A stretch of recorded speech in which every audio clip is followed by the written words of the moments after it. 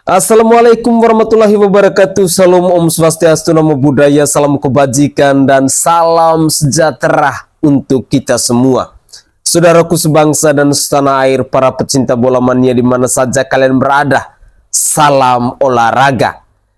Ini adalah kabar gembira untuk kita pecinta bola mania, khususnya pecinta timnas Indonesia, bahwa beberapa waktu lalu ketika kita mendengar bahwa Nathan Joe telah kembali ke klub asalnya di Belanda, kini kita dapat berita gembira kembali. Berkat bantuan kerja keras dari PSSI, berkat bantuan kerja keras dari Coach Justin, akhirnya ada jawaban bahwa Nathan Joe is back.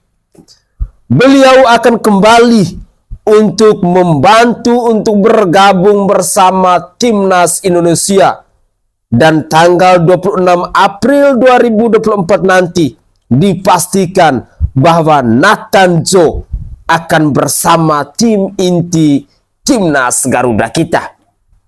Tentu ini adalah sesuatu yang sangat spesial, dan bagi saya ini adalah berkat kerja keras dari semua pihak.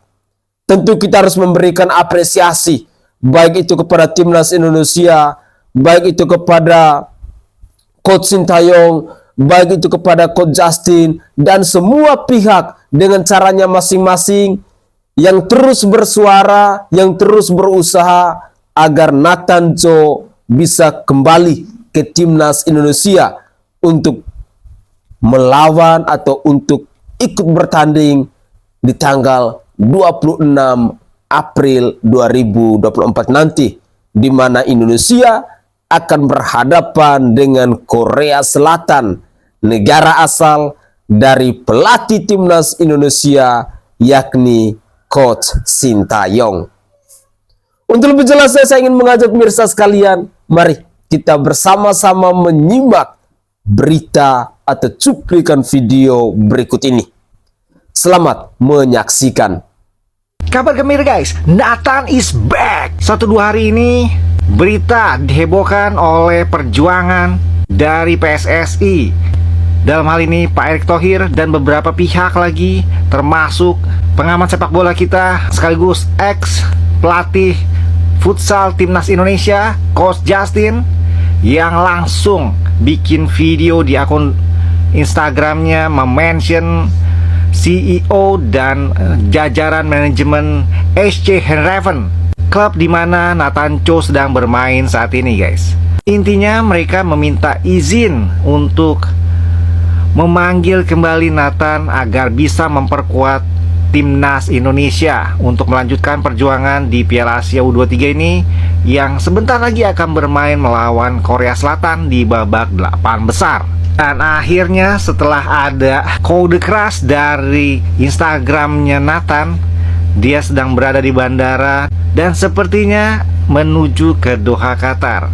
Dan akhirnya kabar gembira ini diumumkan oleh Pak Erick Thohir. Intinya Eindhoven akhirnya mengizinkan kembali Nathan Joe untuk memperkuat timnas hingga sisa Piala Asia U23. Jadi hingga final insya Allah guys. Semoga timnas Indonesia makin jauh guys perjalanannya, bukan cuma sampai babak 8 besar. Mudah-mudahan bisa sampai juara. Komentar ya guys. Sikat. Goedenavond, Sportclub Heerenveen. Met name de heer Fopperdaan en alle bestuursleden, maar ook hoofdtrainer de heer Kees van Wonderen en zijn assistenten. Voordat ik begin, laat ik me eerst voorstellen. Mijn naam is Justinus Laksana. Ik ben voetbalcommentator vanaf 2007. En namens alle, meerderheid van 275 miljoen voetbalminnen in Indonesië willen we vragen of Nathan Joe nog een weekje bij ons mag spelen. Want zoals jullie weten, wij zijn gekwalificeerd en vanaf de groep, we spelen de kwartfinale op donderdagavond en wij hebben Nathan echt nodig. Ik weet en ik wil ook hartstikke bedanken dat Nathan Nathan Chuaon balik kandang bikin Coach Justin turun tangan kirim pernyataan permohonan balik kepada klubnya SC Heerenveen. Pandit sepak bola Indonesia Justinus Laksana bikin video pernyataan melalui bahasa Belanda untuk klub SC Heerenveen lewat akun Instagramnya. Goedenavond, Sportclub Heerenveen. Met name de heren Fopperdaan en alle bestuursleden. Dalam video tersebut, Coach Justin merayu Heerenveen agar bersedia kembali minjemin Nathan ke timnas Indonesia. Pasalnya lawan yang akan dihadapi skuad Garuda Muda di laga perempat final adalah Korea Selatan, di mana Korsel adalah salah satu macan sepak bola Asia. Kehilangan Nathan diprediksi bakalan ngurangin kekuatan timnas, soalnya Nathan bermain cukup baik untuk membendung serangan lawan. Sebelumnya SC Heerenveen emang ngasih izin buat Nathan untuk bela timnas Indonesia di ajang Piala Asia U23, tapi Heerenveen cuma ngasih waktu sepekan kepada Nathan, sehingga ia harus kembali mudik usai bantu timnas Indonesia ngalahin Yordania di pertandingan pamungkas Grup A minggu kemarin. Lucunya, demi mendapat izin Nathan membela timnas Indonesia, para netizen juga malah nawarin rempah-rempah kepada Heerenveen. Dikira zaman VOC kali ya. Oke guys, itu adalah perjuangan yang begitu luar biasa dari semua stakeholder. Dan terima kasih banyak kepada Coach Justin yang sudah dengan caranya sendiri mungkin sudah bangun komunikasi entah itu dengan Coach Sintayong ataupun dengan Pak Erick Thohir. Kami sebagai pecinta bola mania, kami sebagai pecinta timnas Indonesia hanya bisa katakan terima kasih banyak. Tuhan pasti akan membalas segala kebaikan dan segala perjuangan yang engkau lakukan saat ini demi mendatangkan kembali Nathan John untuk membela timnas Indonesia. Pemirsa sekalian, memang di dalam dunia olahraga, khususnya dunia sepak bola ini, jika kita memperhatikan secara teliti bahwa kesuksesan itu tidak bisa kita hanya bisa mengandalkan seorang pelatih, atau tidak bisa kita hanya mengandalkan PSSI, atau tidak bisa kita hanya bisa mengandalkan timnas kita. Tetapi semua pihak kita harus bekerja sama, kita harus bergandeng tangan, karena kesuksesan itu datang karena keyakinan kita untuk bersama-sama punya mindset yang sama, punya prinsip yang sama, maka kesuksesan itu akan berpihak kepada kita. Salah satu hal penting yang bisa kita saksikan saat ini, di mana beberapa waktu yang lalu ketika selesai pertandingan antara Indonesia melawan Jordania dengan skor 4-1, dan pada malam itu juga Nathan Joaun harus kembali ke Belanda, ke klub asalnya. Pasalnya dia datang hanya diizinkan seminggu. Tetapi rupa-rupanya kita netizen Indonesia, para pecinta bola mania, terus dan terus bersuara. Bahkan kita membuat cuplikan-cuplikan video untuk menyampaikan keluh kesah kita, bagaimana rasa cinta kita kepada Nathan Jo, sehingga hal ini pada akhirnya direspon oleh Coach Justin, dan pada akhirnya Coach Justin membangun komunikasi dengan PSSI atau mungkin dengan Coach Sintayong, yang kita saksikan bersama-sama tadi bahwa beliau dengan menggunakan bahasa Belanda karena beliau adalah orang yang begitu fasih dalam berbahasa Belanda. Dan puji Tuhan, usaha itu pada akhirnya membuahkan hasil. Sekali lagi, saya sebagai pecinta bola mania dan juga para pemirsa sekalian hanya bisa menyampaikan ucapan terima kasih yang sebesar-besarnya, yang sedalam-dalamnya kepada Coach Justin atas semua kerja keras dan perjuanganmu. Tentu segala sesuatu yang dilakukan oleh Coach Justin ini hanya demi timnas Indonesia dan demi mengharumkan nama bangsa Indonesia. Selanjutnya, saya ingin mengajak pemirsa sekalian, khususnya para pecinta bola mania, bagaimana dengan Coach Sintayong, atau persiapan-persiapan apa saja yang akan Coach Sintayong lakukan dalam laga untuk melawan dengan Korea Selatan. Apakah seorang Coach Sintayong akan memulangkan negara asalnya, ataukah timnas Garuda akan tetap kuat, akan tetap bersemangat, akan tetap gigih untuk mengusir Korea Selatan agar bisa kembali ke kandang lawannya. Beginilah komentar-komentar netizen, komentar-komentar dari pengamat bola bahwa siapa itu Coach Sintayong yang sesungguhnya. Mari kita cek videonya. Sekarang dengan Coach Sintayong menyempurnakan semua proses yang sedang berjalan ini. Kalau saya lihat ya, revolusi sebenarnya sepak bola Indonesia dimulai dari Coach Indra dulu ya, waktu dengan U19 ya, kalau nggak salah Ivan Dimas dan CS ya. Sayang generasi itu banyak yang hilang dalam perjalanan ya. Terus setelah itu ada Fahri dengan Bagus, Bagas, Ziko, dan CS ya. Setelah itu salah satu orang yang punya jasa besar juga sekali Coach Luis Milla, karena dia yang membentuk konsep untuk Elite Pro Academy maupun pemain usia dini U23 dulu sampai ada regulasi U23. Sekarang dengan Coach Sintayong menyempurnakan semua proses yang sedang berjalan ini. Sekarang ini boleh dikatakan Indonesia punya sekitar 3-4 generasi untuk beberapa tahun ke depan. Memang nggak semua orang IQ-nya di atas 80 ya.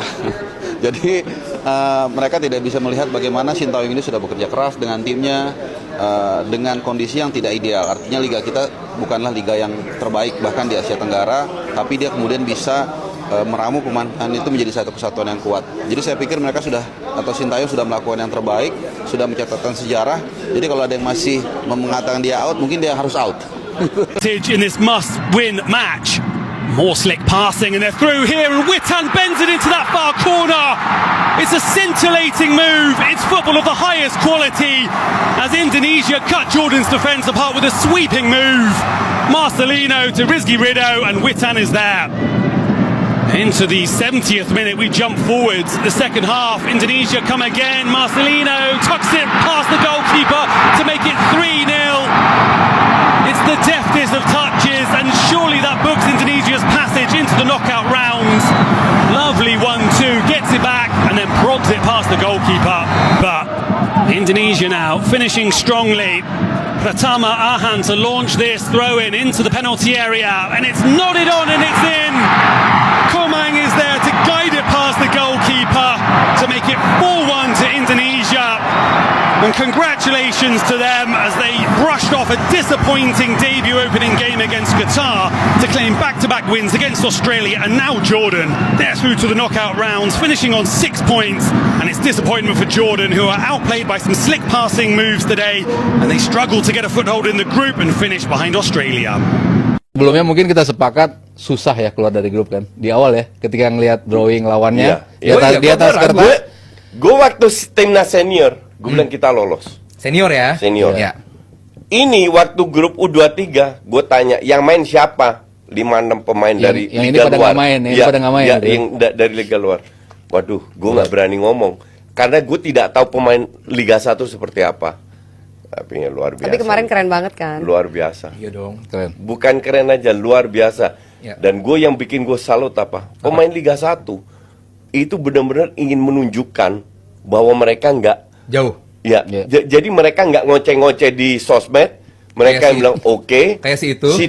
Situasinya sekarang adalah kita memiliki pemain diaspora yang lebih bagus secara fisik, secara fisik. Bagaimana kita bisa ambil positifnya. That's right. Menjadi motivasi dan terutama dibuktikan dengan golnya Witan sama Rizky Ridho. Operannya Ridho. Operannya Ridho, kerjasama Rizky Ridho dan Witan. Mungkin ini gol Liga 1 untuk gue, dan gue salut dengan Mas Aryo, pemain Liga 1. sebelum kita bahas, kalau saya sih melihatnya seperti ini sih Pak. Kalau Sintayong itu bekerja keras sampai berpikir keras untuk membentuk timnas, tapi hatersnya Sintayong bekerja dan berpikir keras untuk mencari kesalahannya atau juga kelemahannya. Jadi sedih sekali saya melihat mereka ini. Tapi karena kali ini dukun dia kalah. Nggak apa lagi yang mau dicari kesalahannya. Saya dari awal mengatakan setiap pelatih itu tidak ada yang perfect. There is no perfect team, there is no perfect coach. Pelatih-pelatih top seperti Guardiola pun membuat kesalahan lawan Real Madrid. Tapi bukan berarti dia jelek. Dia membangun Manchester City membutuhkan bertahun-tahun. Sama dia juga mungkin banyak yang mengkritik dia, tapi dia nggak perlu dengar. Maka itu saya pikir ada baiknya juga. Sintayong saya nggak tahu dengar atau nggak dengar dengan kritikan, tapi dia fokus untuk membentuk timnas yang kuat. Terus kita sebagai orang Indonesia, kenapa gak kita apresiasi? Ya kan? Kalau pelatih lain mungkin nih sudah melihat, wah begini, udahlah selesaikan begini, kabur. Bisa juga Pak. Saya sangat setuju dengan pendapat dari Bung Binder ini. Memang kualitas yang dimiliki oleh Bung Binder ini sangat luar biasa ya. Jadi dia menjadi pengamat bola, tetapi apa yang dia katakan itu kalau benar dia katakan benar, kalau salah pun dia katakan salah. Inilah orang-orang yang memang benar supporter sejatinya timnas Indonesia. Di sisi lain, kita juga masih mendengar bagaimana pembicaraan tentang seorang Coach Sintayong. Ternyata Coach Sintayong ini tidak bisa kita pandang sebelah mata. Beliau adalah pribadi yang profesional, pribadi yang muncul dari seorang praktisi, lalu menjadi seorang pelatih.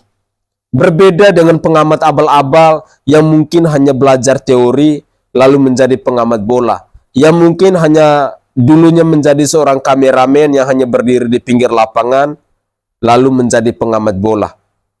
Sehingga kita melihat bahwa ada perbedaan kualitas yang begitu besar ketika kita melihat misalnya penggiringan opini atau argumentasi yang dilakukan oleh seorang Coach Justin misalnya, atau Bung Binder misalnya, atau pengamat-pengamat bola yang lain, ketika kita melihat mereka dalam menyampaikan argumentasi mereka, kadang kita memiliki atau kita akan mempelajari banyak sekali pengalaman-pengalaman atau hal-hal yang mampu untuk mengedukasi kita. Sehingga ada positive thing yang bisa kita ambil, yang bisa kita pelajari untuk kita jadikan sebagai bahan referensi, khususnya dalam dunia sepak bola. Entah itu kita berbicara tentang timnasnya, entah itu kita bicara tentang PSSI-nya, ataupun kita bicara tentang coach-nya. Inilah pengamat-pengamat bola yang seperti ini yang saya suka. Dan pengamat-pengamat bola seperti ini merupakan orang-orang yang bisa memandang, yang bisa kita percaya untuk menjadi komentator di dalam dunia olahraga ataupun di dalam media-media sosial. Jangan seperti media TV One. Medianya besar seperti itu, tetapi komentator yang diundang adalah Towel alias Tommy Veli. Sangat disayangkan. Masa iya sih media sebesar TV One tidak bisa mempelajari tentang track record atau rekam jejak dari seorang Tommy Veli ini? Padahal dari dulu rakyat Indonesia, khususnya para pecinta bola mania, kita seringkali disajikan dengan cuplikan-cuplikan pernyataan terkait dengan penggiringan opini ataupun narasi ataupun argumentasi yang disampaikan oleh seorang Tommy Veli atau seorang Towel ini, yang selalu saja menyerang timnas Indonesia, PSSI, dan lebih khususnya kepada Coach Sintayong. Bahkan seorang Tommy Veli ini dia berlaga seolah-olah dia adalah pelatih timnas atau mungkin dia mau menjadi ketua umum PSSI. Padahal manusia yang banyak bacot, manusia yang tidak punya prestasi apa-apa untuk timnas Indonesia ini, rasa-rasanya kejiwaannya itu perlu di ronsen kembali, perlu di USG kembali, biar bisa mengetahui dia pantas atau tidak menjadi pengamat bola. Terkadang saking bencinya saya, saking marahnya saya, Tommy Veli ini lebih tepatnya dia bukan pengamat bola, tetapi sengkuni bola ataukah mafia bola. Karena jujur, narasi-narasi yang dia bangun, awalnya memuji, akhirnya selalu dinyusul dengan kata tapi. Dan tapinya ini selalu Coach Sintayong yang menjadi sasaran empuknya. Seringkali saya mengajak pemirsa sekalian bahwa manusia seperti ini jangan pernah diberi ruang. Bila perlu media-media yang selalu mengundang orang-orang yang tidak mendukung timnas Indonesia itu, kita para pecinta bola mania wajib mengunjungi media tersebut. Wajib untuk bersilaturahmi agar mereka bisa paham yang namanya media itu gunanya untuk mengedukasi orang lain. Berikut ini, siapa lagi yang akan saya sajikan kalau bukan si Towel alias Tommy Veli? Dan apa kira-kira komentar dia saat ini terkait dengan timnas dan juga Coach Justin? Mari kita simak videonya. Bung Towel gimana tuh kalau misalnya tidak sesuai target? Apakah perlu masih dipertimbangkan lagi atau ya. Sekarang pun kalau saya ketua umum PSSI saya berhentikan. Kalau buat saya. Tapi kan kalau ketua umum PSSI Erick Thohir ini kan fair gitu kan. Dia bilang saya profesional gitu kan. Saya selesaikan yang kontrak yang sudah disepakati sampai Juni kan begitu. Cuma kan yang kemarin itu kan ngaco, makanya menurut saya baru kalah baru menang dari Vietnam 1-0, keesokan harinya langsung media bahkan ada yang menyampaikan apa? Video terbuka minta perpanjangan kontrak. Kan nggak masuk akal itu. Dari line up saya cenderung 3-4-3 seperti yang line up yang sekarang. Kenapa? Karena dasarnya saya lihat bahwa pemain-pemain Indonesia punya kemampuan wing sayap yang bagus. Gitu loh. Hampir kebanyakan kita selalu punya sayap yang bagus dari era ke era. Jadi saya akan pakai 3-4-3. Kalau saya mulai dari penjaga gawang, kalau dengan yang ada sekarang yang aktif saya pakai Hernando Ari. Hernando Ari? Ya. Hernando Ari punya progres yang luar biasa. Di 3 back Rizky Ridho, Jay dan Justin sama. Buckner. Ya. Di kanan Sandino. Wing back kanan. Wing back kiri Pratama Arhan. Kenapa? Karena Sandy Walsh tidak lebih ofensif, Pratama Arhan ofensif. Jadi balance. Kalau mau pertimbangannya kenapa itu. Di tengah berarti saya pakai 2, Marcelino dan Tom Hart. Ini agak sangat ofensif karena dua-duanya senang pegang bola, senang attacking sebetulnya. Cuma mau nggak mau ya harus kuat aja lah kalau transisi ditekan, transisi negatif. 3 di depan, di kanannya saya pakai Yakob Sayuri. Karena meski Yakob bisa main sebagai wingback kanan, saya melihat Yakob lebih berbahaya, lebih ofensif, lebih mengancam gawang lawan kalau ditaruh sebagai sayap kanan. Atau sebetulnya nggak sayap kanan, udah agak ke dalam, posisi Witan lah sekarang. Jadi saya nggak akan pakai Witan di situ sebagai pertama, saya pakai Yakob Sayuri. Di kirinya Ragnar Orotmangun. Tadi belakang bener ya, Rizky Ridho, Jay sama Justin. Justin Hubner. Udah benar itu sih. Ragnar di kiri, strikernya saya nggak dapet, terus terang aja saya nggak dapet strikernya. Kalau yang sekarang, gitu loh. Ketimbang hoki ya saya mendingan pakai Stefano Lillipali, bukan merendahkan hoki. Hoki pemain muda potensial, biarlah dia berkembang sesuai dengan levelnya. Tapi kalau di level senior, saya rasa hoki belum waktunya. Jadi saya lebih pilih yang senior. Siapakah itu? Misalnya, apakah Sananta dan Rafael Strijk gitu loh, atau Lillipali yang ada di apa? Tidak terpantau gitu loh. Ya mungkin saya coba Lillipali. Oke guys, itu adalah cuplikan-cuplikan video terkait dengan berita olahraga, berita sepak bola, khususnya berita timnas Indonesia yang bisa saya persembahkan ke hadapan pemirsa sekalian, khususnya para pecinta bola mania. Saya secara pribadi menyampaikan permohonan maaf jika ada tutur kata ataupun komentar-komentar saya yang tidak berkenan di hati para pemirsa sekalian. Tetapi dari hari ke hari saya selalu berusaha untuk menjadi yang terbaik, untuk bisa mempersembahkan cuplikan-cuplikan video terbaru, informasi-informasi bola terbaru untuk menghibur pemirsa sekalian di mana saja kalian berada, khususnya para pecinta bola mania. Di sini kita juga masih mendengar ocehan dari Bung Towel, tetapi memang manusia yang satu ini sudah sering kali dan sudah acap kali saya selalu mengajak pada pemirsa sekalian bahwa wajib hukumnya kita harus mengawal orang ini, karena setiap ocehannya, setiap nyinyirannya mengandung racun yang sangat mematikan. Dengan demikian, manusia-manusia penghambat, manusia-manusia yang kita boleh anggap hama ini kita harus wajib kawal. Sampai ke liang lahat pun harus kita kawal.